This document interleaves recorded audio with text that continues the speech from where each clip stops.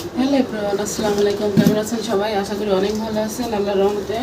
আমিও ভালো আছি। তো শরীরটা একটু খারাপ আজকে। শরীর খারাপ হলে যা হয়, যত যাই হোক রান্না খাওয়া বন্ধ নাই, করতেই হবে। এটা যেহেতু স্বামী সন্তান আছে আমার, তাদের জন্য হলে করতে হবে। লালি গুড় নিলাম। আজকে রুটিগুলো দেখেন, মানুষের শরীর খারাপ থাকলে রুটি কেমন হয়।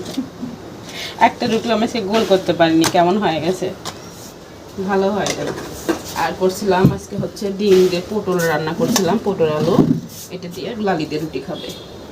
ভিডিওটা বড় করবো না, এদের ভাইয়া খেতে দিব। খেয়ে নাও সাদা বাবা। হ্যাঁ বাবু আসো, খায় নাও। বাবাই এই যে আসো। তুমি কি একটু এদিকে আসো, তুমি একটু লালি দিয়ে রুটি খাবে?